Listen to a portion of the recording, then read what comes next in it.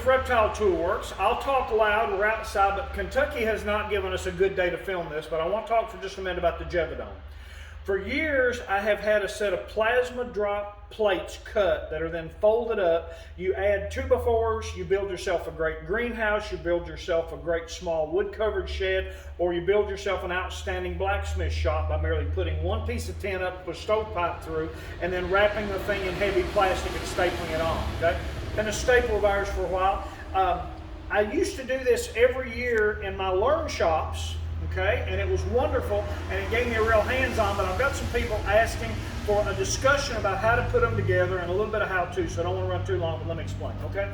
When you finish, what you will have here is, depending upon the length of the members you use, you can have up to a 13-foot high geodesic dome, okay? It goes together based around these 11 plates, okay, that make the corners. It makes an incredibly rigid structure when all the members are placed in, okay? Very simple, very easy.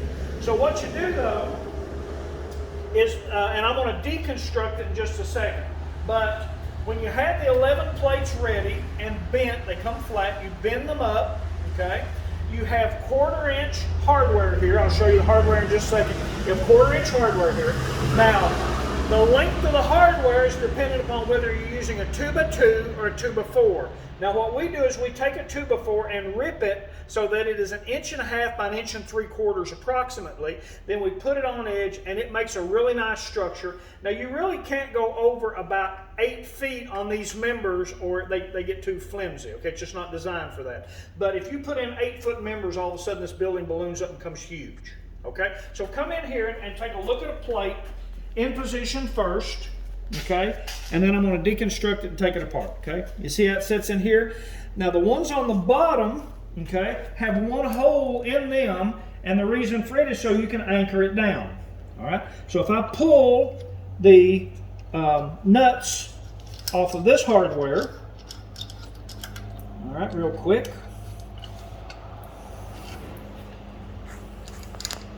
And this was one I've used as a model to sell these for some years, okay? Now you see when I start taking it apart, that joint loosens up.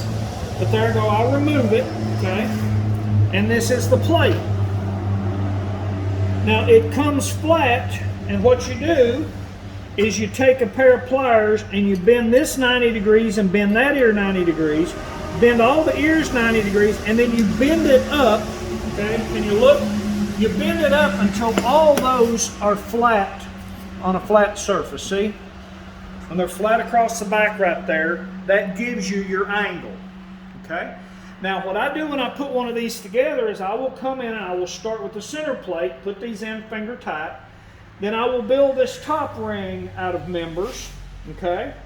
Then I will build the bottom ring with it sitting on top of it, and then I have a couple friends over and we lift it up and we put in all the side members so the building goes straight up. Okay, it's beautiful.